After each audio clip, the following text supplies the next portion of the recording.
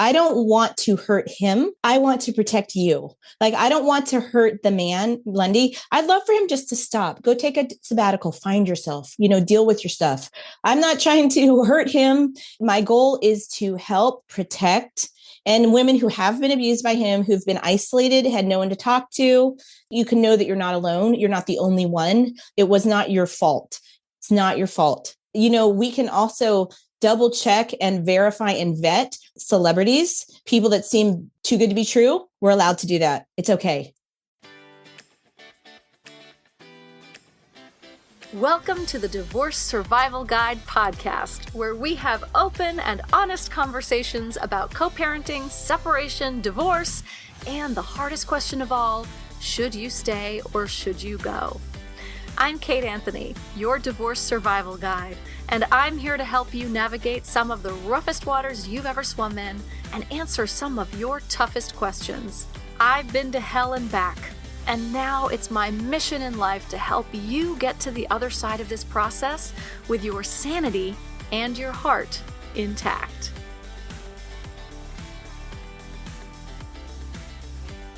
Hey everyone, welcome back. So today's episode is a tough one. It took me a long time, a lot of sort of thought and deliberation and research, frankly, before I decided to do this episode. And I'm doing it because it's really important. And I'm doing it because I've done enough research about this to be able to stand by this conversation and the breaking down of the harms that have been done, unfortunately, by somebody whose work I have deeply respected, referred, and that I think has helped a lot of you. And unfortunately, that's Lundy Bancroft. This conversation is with a woman named April Worthington. She's a teacher. She's a mother of 5. She's a minister. And she was abused by Lundy Bancroft. They met at a retreat that he was running. And it seems that he runs these women's retreats and uses them as poaching grounds for spiritually abusing victims. Listen, I think that Lundy's book, Why Does He Do That?, is sort of one of the most seminal works on helping women understand abusers. And the problem is, there are many problems, one of which being that Lundy has no credentials, actually is not credentialed in any of the work that he does. He calls himself a counselor, but he's not. And far more troubling is that he uses his work to make women believe that he's the good guy and then lures them in to these workshops in their most vulnerable moments and then preys upon them. So I've invited April here to tell her story. I'm also going to link in the show notes some of the other blog posts and stories. There's a video that she does that explains the entire thing as well. Again, here's the thing, guys. This is a hard one to hear. It's a hard one to process. It's been hard for me to process, and it's important. So I do want you to listen because, in a sense, it makes us feel like, well, fuck, if even Lundy Bancroft isn't safe, then fucking who is? And also, it really is an important roadmap to how we can identify and steer clear of abusers in all aspects. And spiritual abuse, the level of spiritual abuse that Lundy is engaging in, it happens all over the place, right? We've seen it with Raniere, right? What's his name? The guy from NXIVM. We see it everywhere. It happens fucking everywhere. And we have to learn to identify all of the signs, all of them. It's not that women are safe nowhere, but there are very few spaces in which women are safe. So anyway, I just wanted to give you a bit of a trigger warning about this. It is really hard to process. It's also important. So if you need to kind of take a minute and find a better time and place to listen, do it. but please do listen because it's important. All right. I love you guys. April, thank you so much for coming on and sharing your story with us. You're welcome. Thank you for having me. So this is a hard one, and it's going to be a difficult, I think, story for some audience members to hear, but I think it's also incredibly important, which is why I asked you to come here. If you wouldn't mind, just tell us a little bit about your story and what happened. Well, I was going through a very awful, horrific divorce with a lot of like high conflict, abuse, cluster B things going on that I didn't recognize for a really long time. And then when I kind of got it, it was just like my life kind of fell apart. I was just looking for healing. I'm kind of like, I'm an action person. And I believe, you can get better because I am a teacher and I was teaching special ed. So it's always like, oh, okay, well, what can we do? What can we do? How can we support this person?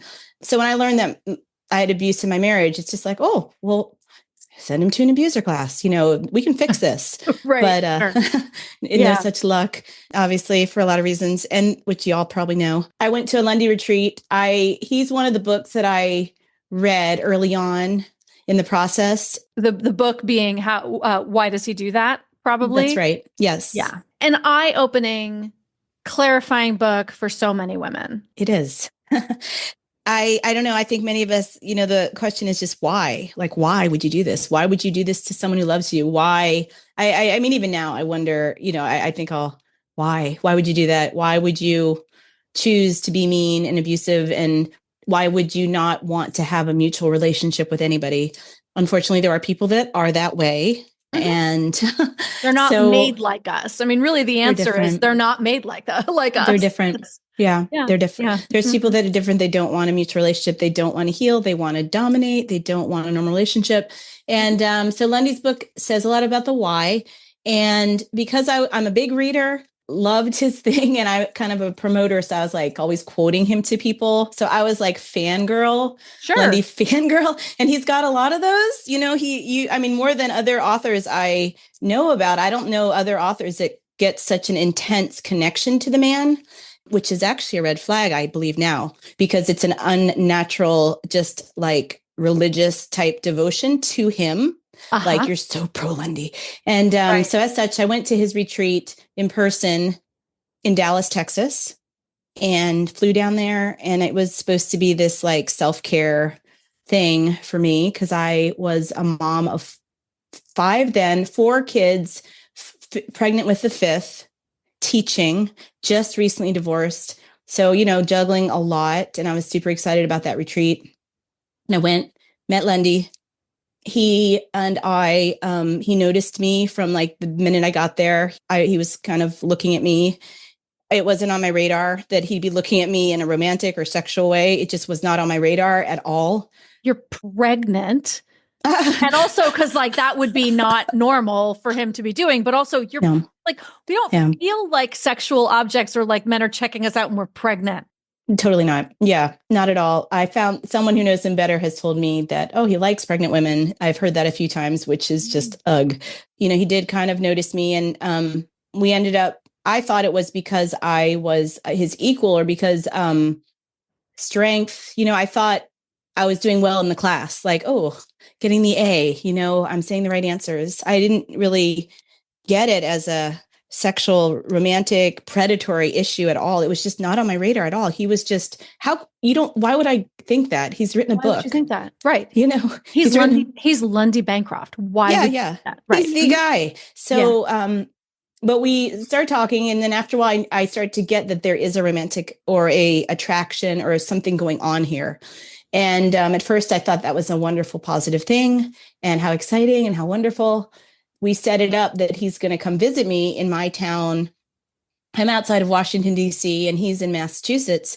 So he came down 8 hours to see me, and he asked to stay in my house. And so that was weird because I'm a single mom with 4 kids. And no, you're not going to stay in my house. small home. I was in a single wide trailer. It was like 900 square feet. It was tiny. Yeah. So no. And then, even and also no. Yeah, no way. Right, Absolutely not. Like, are you like, what? That was weird. And I guess now I was just like, what? That's odd. There's hotels, a lot of hotels near my house. You can go stay at one. I live near a big mall that people travel to come to see. So, he found a hotel. He's kind of grumbling about it and kind of, okay. But then, that's an interesting red flag right there. Right. I mean, that he asked to begin with. And also that when you set your boundary, there was disgruntlement over it. Correct. Instead of like, oh, totally got you. No, of course, no problem. Yeah. Yeah. And I just remember a little bit of pushback on the hotel. I was wondering, am I being rude? Should I host him? Like, I was like, am I being rude? And I questioned it for a minute. And then it's just like, no, firm no. We spent the day together, I guess, probably. I just remember the Saturday because it was a Saturday Women's March. It was right after Trump was inaugurated, 2017. The first time around. Yeah.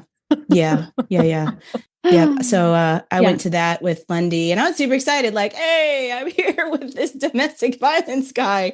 And it's sort of like dream come true, kind of like, wow, I'm with like this super non-abusive guy. I've broken my cycles finally. Like, yay, no more narcissists. Yes.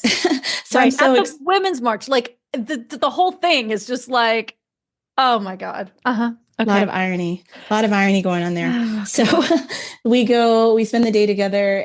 It was a romantic thing. We're holding hands, there's kissing. And then at some point in the day, I start to get these red flags in my gut. I start to get that weird feeling I've had before when I've been on a date, like a first date with a narcissist or a sociopath. Sorry, that is part of my history. No apologies here. We all know those butterflies, right? Yeah. And it's like we hadn't heeded them before, but then when we feel them again, we're like, oh, wait a minute. That's right. Yep. Yeah, that's right. And I suddenly couldn't eat. And like, I just remember sitting at a cafe or a restaurant, and I remember suddenly I couldn't eat. And I just felt terror and danger.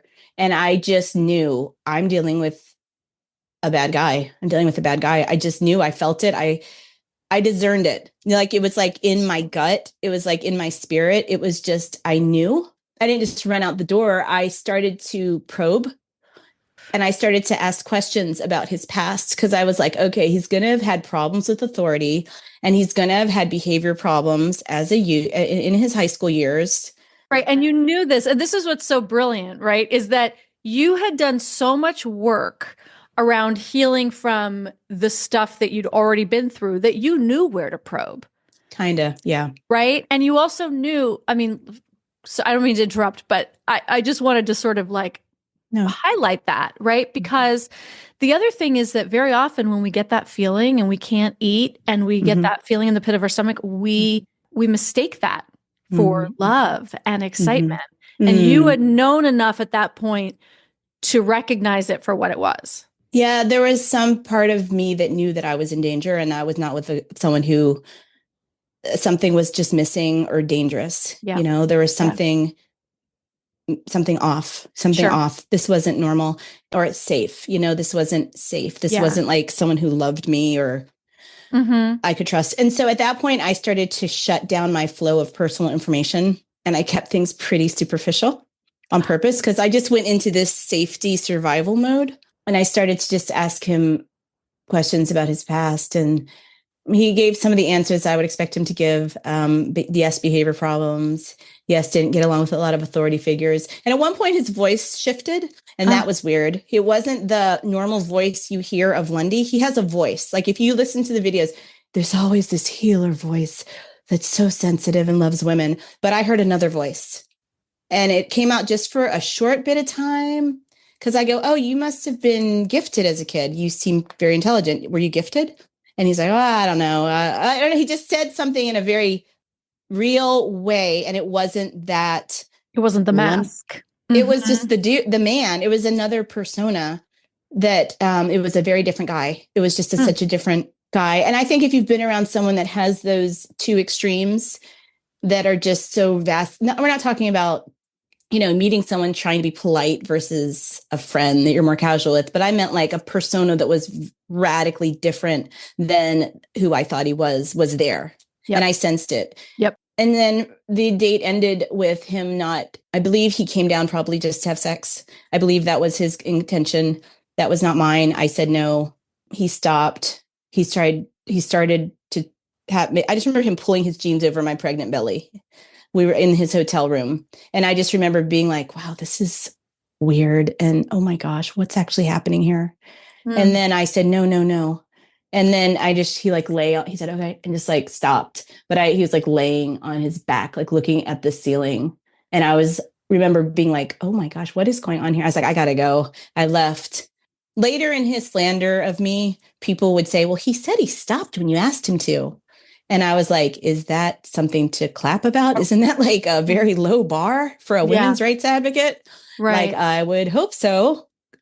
You would also hope that on a first date, he wouldn't even be bringing you to a hotel room and attempting any of that when you're pregnant. It's a lot. It's jumping like, really fast. Yes. Yes. Really, really far, really, really fast. And there was no, hey, how are you comfortable?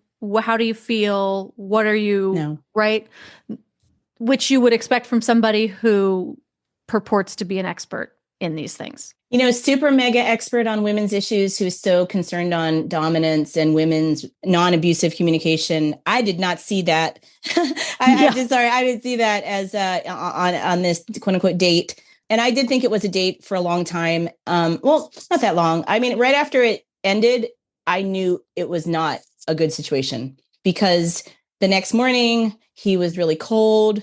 When he left, his face was just like cold as a rock, like so unhappy. He's like, he said goodbye with a smile, but then he turned his face, and I'll never forget the expression that came on it. He like said goodbye, like bye, and then turned his face, in this very cold, very hard face, like rage came on him. I saw it though. And I was like, oh, whoa, this guy doesn't even like me. Like it was like anger and hatred. And it was just very cold.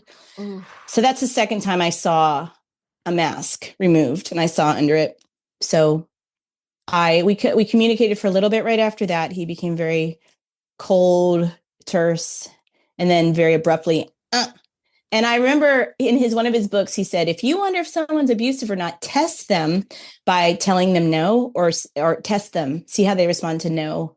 And I remember I was just trying to kind of provoke him a little bit in one of my email messages. And he's just like, he just wrote back in a really snappy, you don't have the right to ask me, blah, blah, blah. Just kind of nasty, rude, and then never heard from him.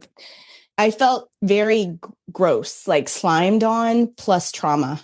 I do remember that feeling of pain. I was teaching high school. I just remember this like pain in my head and like my whole body felt pain. And it was like, what just happened? What just happened? And I knew he was a bad guy. I knew he was super dangerous. And just this alarm of how many women he had access to, this horror, like a horror of I've run into this awful secret. I wrote a letter initially to the women at the retreat with me because some of us were still in touch. And that was my first audience. Those were the first group of people I was trying to warn. And so I just want to I back up, I guess, for a second, right? That you're left with this feeling and this terror, but also I imagine like the sort of guilt or the self-blame or what did I do that would have caused that? Because it takes a while for us to shift. Yeah. Yeah. Yeah, I did feel that. I felt really like guilty. Kind of like, how did this happen to me again? How much do I know about narcissists? Right. I just felt, I don't know. Yeah, really, really stupid, I guess. No, honey, I'm so sorry. I had no guard up. I was just like, I didn't have any guard up. Like I gave him such a pass because of who he was. It just wasn't on my radar at all that this could happen. I guess it was sort of like, it was almost as painful as when I learned I was in a cult because I was in a cult in my past. It was just such a shocking betrayal of conscience. It was just like a betrayal of conscience. Because this is supposed to be a leader.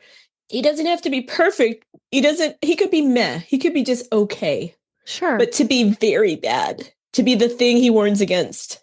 Well, and that's the thing is that, the thing that Lundy talks about is the fact that the abuse is the point, that the abuse is deliberate. He talks in his book about, do they know, right? Do they know that what they're doing is abusive? And he's like, yes, absolutely, right? It's a tool. And so you have to assume, then you're like, well, then the same applies to you. Absolutely. One of the other victims who knows him very, very, very, very well. I was like, would you think it's fit? I believe he's probably a psychopath. In my understanding of psychopathy, this man would fit this 100%. And I asked someone else, who knows him well, and she said he's absolutely on the spectrum of that. That's the only explanation that fits in any way at all. Oh, I agree, because there's, the difference between narcissists and sociopaths / psychopaths is that they can turn it off and on because it's deliberate. And so when you see a mask slip like that, that is indicative of this sort of sociopathic tendency of somebody who knows exactly what they're doing, and they can turn it on, they can turn it off. And whereas a narcissist their behavior will sort of be consistent because they don't actually know any better. They can't control it. Right. Yeah, I would say that. Okay. So you wrote to the group of women, and how did they respond? They were all in such early stages of healing from trauma. It's almost like they didn't have the bandwidth to handle it. And it was also so painful to get it. Right. One sort of supported me. She did support me, but she was in the uncomfortable position of still working with him. But she's like, well, since I'm still working with him, I want to be aware of how he is and protect other women. It's hard to let go of the Lundy Bancroft open door to helping people. If you want to be a domestic violence advocate, it's hard because he has connections and he offers that to people that come into his orbit. He offers to kind of help you get, your advocacy going. It's so interesting because when I interviewed him, like, I am successful in my career. I didn't need his connections or any. He offered nothing. And also, when I followed up with oh my God, it was so great to talk to you. I'd love to, keep collaborating with nothing. Wow. And I was like, what the hell, Lundy? Yeah. But that makes sense to me because I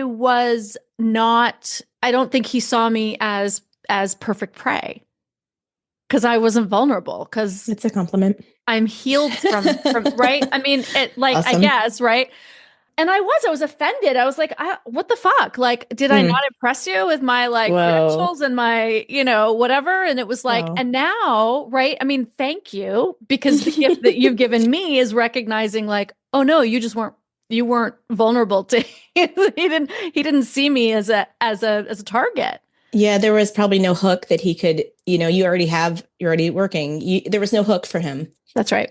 There's no wound or hook or need that he could meet. I was going through parental alienation also. I think that's an important thing. That was one of the reasons I was connected to him versus others. So I was super vulnerable. And I talked about that to him, this child of mine that was being alienated, who thankfully, praise God, is good. He's back. His mind is free and we're close. Okay. So I'm really thankful. But that was my need. That was my door. That was that was my number one thing that I needed from him. I needed help about the parental alienation. And he had all these networks, protective moms. That was my need. That was my door. That was my vulnerability.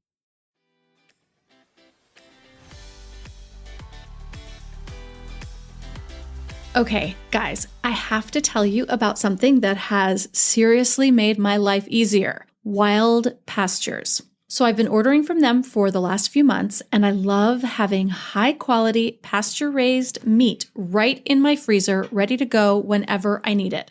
No last minute grocery runs, no sketchy labels, just clean, delicious meat I can trust. If you're anything like me, short on time, but still want to cook real healthy meals, this is a game changer. Their 100% grass-fed beef, pasture-raised chicken and pork, and wild-caught seafood are all delivered straight to your door, so you always have something fresh to defrost and cook without a ton of hassle. And the best part? It's affordable. They cut out the middleman so that you get top-quality meat at the lowest prices. So if you want to eat better without making life harder, check out Wild Pastures. Go to kateanthony.com/wildpastures for $20 off your first subscription. Are you feeling stuck, overwhelmed, or unsure about your next step in the divorce process? You don't have to do this alone, my love. If you're listening to this podcast, you already know that I am a pioneer in the divorce coaching industry, and that for over a decade, I've helped hundreds of women navigate some of the toughest decisions of their lives. Until recently, I only worked with clients in a long-term private capacity.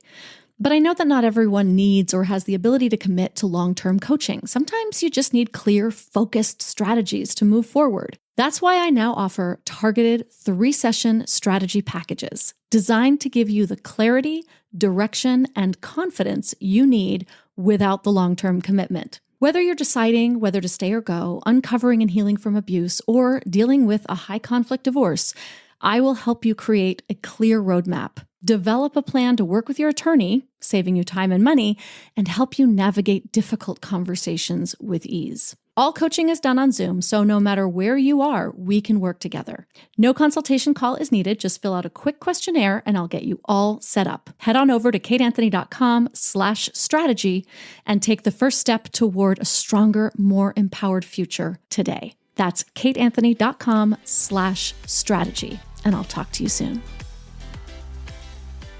When you came forward, so you came forward to the group, and they were, I mean, look, they weren't open and receptive. And I can understand that they were like, first of all, they needed the healing that to hear that your guru is sort of this fallen angel. Like it's not, it's hard to compute, right? That's like additional trauma.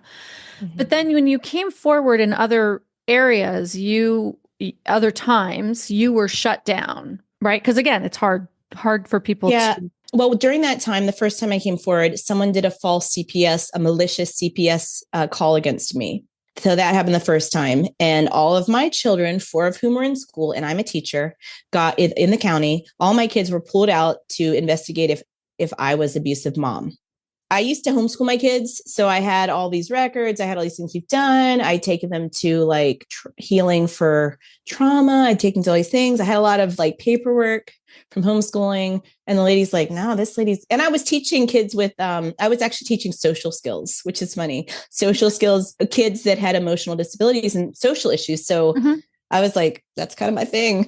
I told the lady, I was like, I'm a whistleblower and it could be that dude. And then they figured out and they believed that it was malicious and they ruled it as a malicious call against me. So I don't have proof it was him, but that happened the first time I came out and I shut everything down. I think I was just like, I don't want to focus on this. I just want to live. I don't want people to know me as a victim. I didn't want to go forward with this plastered on my face. I don't know, but this time I have a lot more clarity. I have 9 years. I look back on it as how gross, how predatory. At that time, I don't think I was as aware of how predatory it was. And I've also spoken to other victims since then. They keep coming up. They keep coming. Right. This is the thing is that now, right. I was just talking to someone else on my podcast and we were talking about, this is why it has to be believe women, not believe woman. Because when one woman comes forward, she's bitter, angry, blah, blah, blah, blah, blah. It has to be the groundswell of us. It has to be so many of us before anyone suddenly goes, oh, maybe there's some validity to that. Right. And so since you've come forward again, you did this really powerful video, which I'll link in the show notes, and more people are starting to come forward. They are, there's one of the women, she has written a testimony of what happened to her. She's from a very different place. And that's on my essay, my written, the first, it's been edited and added in. So that's a second voice. That's on the Google Doc, right? That's on the Google Doc. Yes, I've read that. Just yesterday, a man that was writing a book on Lundy sent me his transcript and I just received it 2 days ago. It's powerful. It's the research he's done into Lundy because he was hurt by him through his wife. And so this guy started writing a book. He told me I can share it with journalists. So I don't know exactly how to release that or to whom. He's a writer. He's a professional writer and he's researched a lot of details It's a pretty powerful piece of work. Mm-hmm. So one of the things that you highlight in your story and that you talk about is the fact that Lundy Bancroft has 0 credentials to be doing the work, quote, work that he's doing. Yeah, that's right. He does not have any, and he actually he has an unusual belief in psychiatry in general, because he's part of a group that was sort of formed out of L. Ron Hubbard Dianetics. And I don't know if you know Scientology, they're anti-psychiatry. I know it very well. Okay. Yeah, I do. So, right. They're they're anti-medication, they're anti-psychiatry, they're really anti-therapy. I mean, anything, of course, that would heal you away from them, essentially, right? Mm-hmm, mm-hmm. Yeah, that was the other thing I wanted to sort of dive into, this sort of cult. Like, you believe that he actually has started a cult. He came from a cult and has now started another one. That's right. It's called Peak Living Network. And they're actually horribly having a retreat in April. And I think that's absolutely terrifying. Okay. And there is a practice called co-counseling where they take turns, quote unquote, counseling each other. It's peer counseling. Some of the people that have been harmed by him have been peer counseled by him. And that's in your Google Doc too, right? Somebody's experience with the peer counseling. That's right. Mm-hmm. And when she was in need and needed him, he shut her down. And that's right. Yeah, it's a really horrifying story. And so he comes from this background, right? That's where right. he doesn't believe in credentials or psychiatry per se, but yet he calls himself a counselor, even though he's not a licensed professional counselor. Yeah, he gets the best of both worlds because he has no accountability. He doesn't, no board, no ethics, no protection, no licensure. I tried to do a complaint against him with Massachusetts, his state, and they were like, well, he's not licensed. So he spends all this money, he gains all this money. His whole income is based on being this expert, counselor / teacher, trainer, whatever, but he doesn't have formal credentials at all. He really doesn't. And I reached out to his first agency, and he always is citing these people, Emerge DV. And I reached out to them, and they sort of minimized his role, and they won't really talk to him. They won't really talk about him much now. I've had 2 different meetings with their leadership. They know what's up with him. He seems to overstate what he did there. He seems to overstate his. Oh, wow. You mean with the men's groups? Correct. Interesting. Mm-hmm. Yeah, because he had all of this, decades worth of data from all of these men that he counseled. Other advocates claim that he's stolen their work, but they would need to come and share that story. So it's not confirmed that his work is his work. It's not confirmed. I mean, just because someone writes something doesn't mean it's theirs. Sure. And so now this Peak Living Network that he comes from this background, this L. Ron Hubbard adjacent thing. Can you talk a little bit more about that and what that was? Yes, it's a group called, RC, Restoration Counseling, Reconciliation Counseling, Harry Jackins. The leader was accused of sexually molesting and sexual misconduct. Lundy was at one time a critic of that man, but has then gone on to do the same thing. And so he has created a group that's the same thing, basically, called Peak Living Network. And it is free co-counseling. It's supposed to be radically egalitarian. And that's sort of what gets you in the door. You think you're going to be very safe, and there's no leader, and there's no authoritarian structure. But actually, Lundy is the structure. He is the guru. He has written the books for his group, so he is the scripture for the group, essentially. Right. And that's what cults do. You have the leader, and usually the leader has written the book. Right. That's the thing. Right. And right. So when you're reading, when your truth source is the book by the leader, you're not really very safe. You don't have other ideas or opinions or any form of safety whatsoever in that group. It's Lundy centric. Yeah, because if you deviate from that, if you question the authority, I mean, one of the, hallmarks of a cult is that if you question that authority, then it will come back on you and you will be shunned and vilified. That's absolutely true. Mm-hmm. And that's what happens in the Peak Living Network. Yes. Mm-hmm. That happens for anyone who goes against Lundy, period. I mean, he does function as a cult leader in any place he is. I'm finding that to be my experience from what I've just seen of him in domestic violence. And I feel that he's always needs to be in a group where he's the expert. And he's the expert and people are flocking to him. He's like a savior. He functions as a savior for people. There's not any proof that his personal relationships are non-abusive at all. I know he's divorced. I don't know anything about his ex-wife. I just know my experience with him. And then the other 6 people that I've spoken to who are all very accomplished people, no reason to lie at all. They've worked hard in their respective professions. They're all afraid of him though now. They're very afraid of him because they've seen his vindictive side. That's one reason why we don't have a lot of names coming forward. People are actually still afraid of this man. They are afraid of him.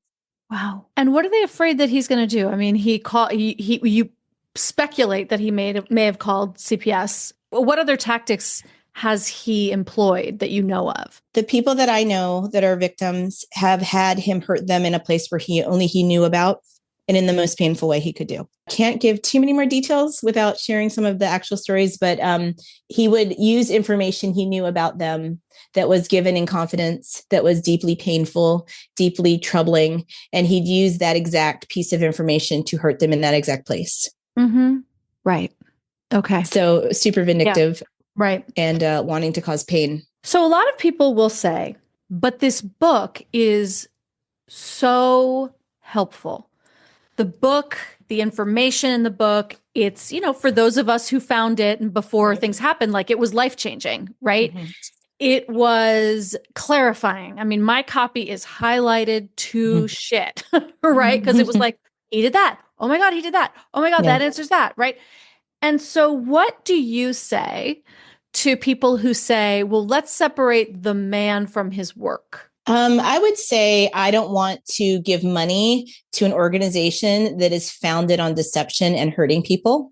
Mm-hmm. And I would say this man understands how to identify abuse. He does not know how to heal abuse because he himself is not healed. Mm-hmm. So he is giving you a lie because he's getting you into the Lundy camp when you learn all this information. But then what happens next? He doesn't know how to heal abuse. Mm-hmm. If so, he would be healed. That'd be the better book. Like, I'd love to see that book where he's like, comes clean. He's like, yeah, I was actually A, B, and C. And then I'd love to see the book on how he got healed from abuse. But according to him, they can't change. Oh, there you go. Well, that's unfortunate. So there you go. And, I think the other answer to that, and I had to come to this because when I first, watched your video and I read all the other stuff, my first thought was, okay, I can separate the man from the work because it's so clarifying and helpful. And then the more I listened to you and read, and the more I thought about it, I thought, the more people who read this book, the more victims, that's his victim pipeline. Correct. Right? Exactly. And so I can no longer stand by recommending a book that I have recommended thousands of times because it makes women vulnerable to his victimology, the pipeline. It's a great expression. And we can't have that. And there are so many survivors who have written about this, right? That let's, and also there are so many women who have written about this. So why are we going to take this, cis, hetero, white man abuser's word for it all over the lived experiences of, women who might have done the work and healed from the trauma? And we can recommend their books. I agree. And if I'm going to read a book by a man, I want a man that has a compassionate heart, who is not doing it for their own ego or for the pleasure of duping another individual. I want to do it. I also don't want a voice of an abuser in my ear. Like right. There was a time, there's this one guy that it's just, I don't even know. He's written all these books on like what the narcissist thinks. And I was like obsessed with it for a little bit. And then suddenly I was just like, I don't want any abusers in my head. I don't need it. I don't care. You know, Is this the guy who's the self-proclaimed narcissist who? His name is H.G. Tudor. I don't recommend him. He's British, but I don't know. Okay. I had a moment of time where I was just sort of like listening and reading, and I was like, yeah. But then suddenly it's like, gosh, do I really want another abuser's voice? And I don't want to learn from someone who's loveless. Like, I don't want to learn from someone I don't want knowledge that is unclean. I guess that's the thing for me. Yeah. Yeah. I don't like, I mean, a serial killer could probably tell me a lot of things on, on sociopathy, right? On being a psychopath. But like, do you really want to hear it from them? I don't want it. I don't want it. I don't want that voice in my head. I don't want to quote him. I know there's a lot of books out there of people that have healed and they have a true story from them, or they are a truly compassionate individual that's walked beside women and loved them and been patient and given space for them and fought for them. I reached out to this one writer, Don Hennessy. He's in the UK, I believe, or Ireland. And he was super helpful and compassionate with the Lundy thing. I didn't know who to talk to. I was just blown away. I was just like, who do I talk to? It's Lundy Bancroft. Like, who do I tell? Right. Yeah. And that guy was so friendly and so kind. And he sent me a copy of his book, and he was kind of communicating with me for a while. And he just felt like a real person. He felt like a grandpa. Good. And who is this? Don Hennessy, How He Gets Into Her Head. Great book. And he talks about skilled abusers. And it was a healing book for me to read. He gets it. And it was a great book. And that's sort of, I think that's a great way to label it. He's like, what better, how much more skilled can you get than somebody who's claimed to at least have studied this so deeply and profoundly? Like, well, there are all the skills right there. Exactly. April, where do you want to take this now? Like, where you've sort of like in the last few weeks, you've kind of, opened this door a bit wider, and you're getting more traction with it, with Tina, sharing your work, and now here, and I'm sure others. Where do you see this going? I think it needs to get bigger. I think it needs to get into the mainstream idea consciousness. That would be hard to do that. And personally, I think it'd be difficult, but feel like the story needs to get bigger and more people need to hear it. I feel he needs to be known more publicly.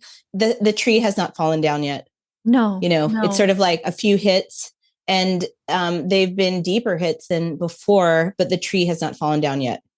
And I think it needs to come. I just want to keep speaking out until more victims are strong enough to add their names, or the hidden ones that we don't know about, because, there's always tons. It's not just 6 people. I mean, in decades.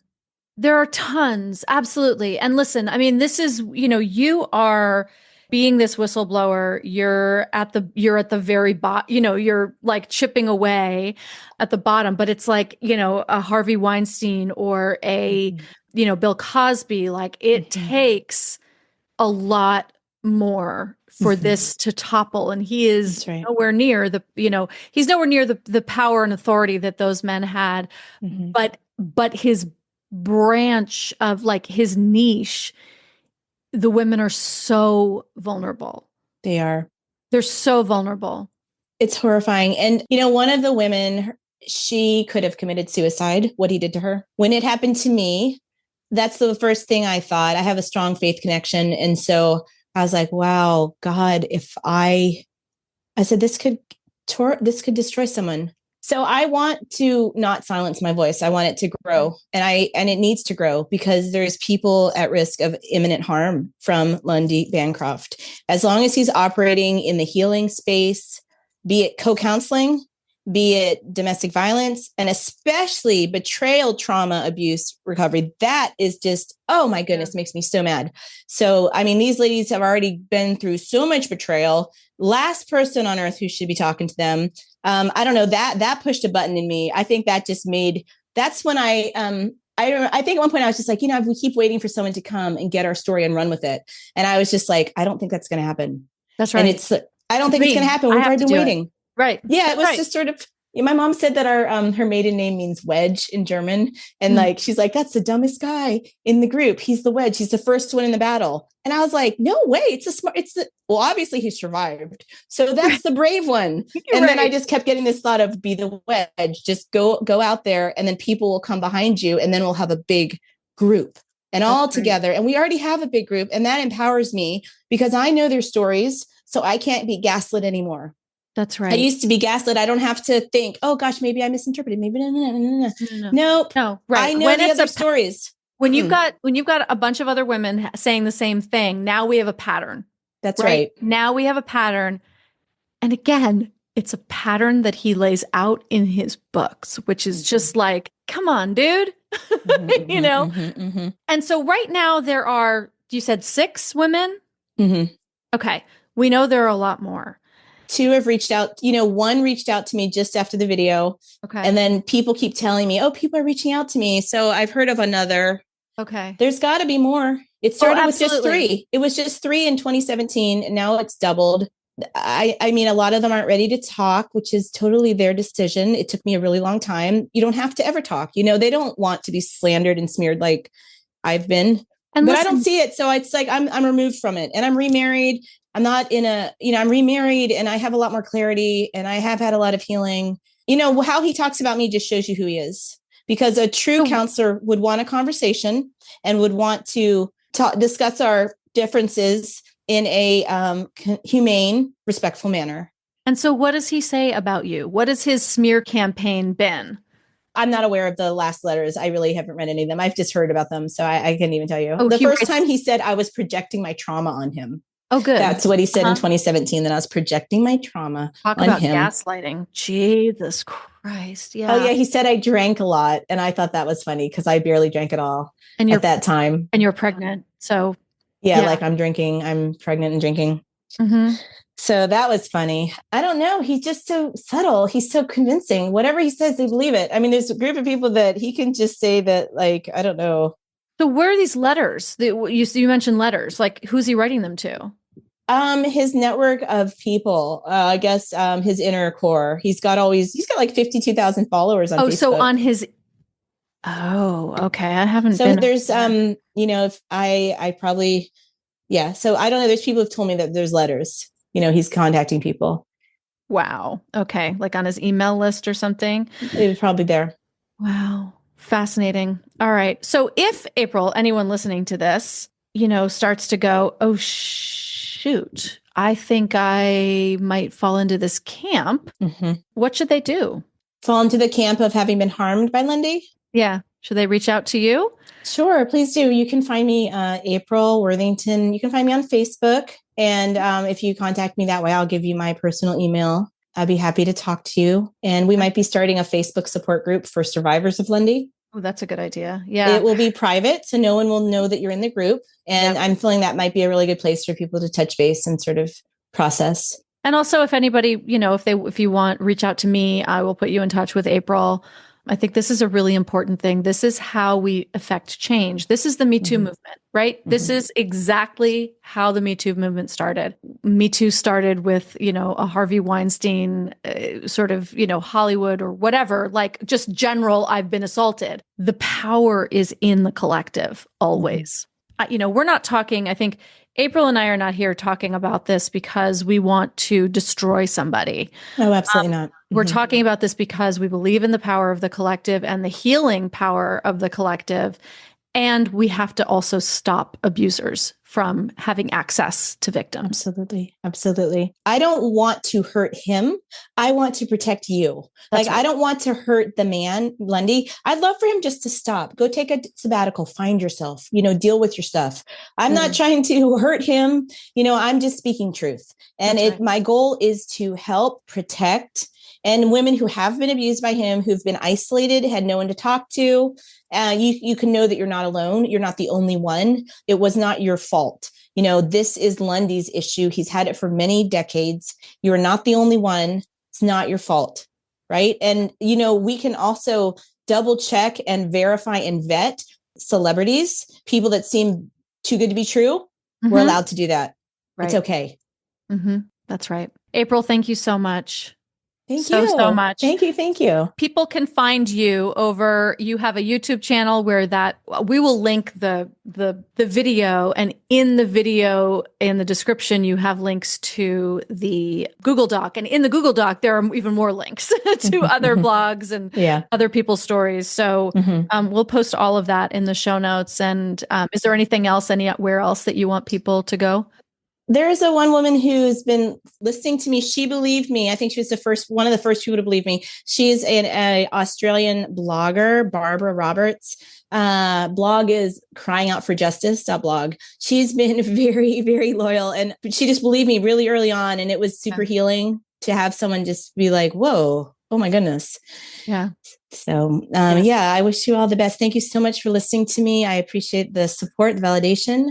Yeah, of course. And thank you for coming forward, for your bravery, and for, coming forward in the face of all the feelings and the trauma and the blowback, for standing up, because it takes that level of bravery to start to shift things. So thank you for being that. Sure. I'm going to give credit to my faith. I feel like I'm not alone. And I feel that, a part of the Christian message is to help people who are oppressed and to speak truth into a situation. So it gives me a strength that regardless of what happens, I know that I'm telling you the truth. Like, I lived this. I saw it. It's real. I don't need attention through this method. This is not how I pick to get attention. Like, at all. Not at all. That's right. And also, to be clear, April didn't reach out to me. I reached out to her. So, right. Like, and it doesn't even matter, but also, like, that's what this is about. Well, thank you so much. Thank you for this interview. Thank you. Thanks for tuning in to another episode of the Divorce Survival Guide podcast.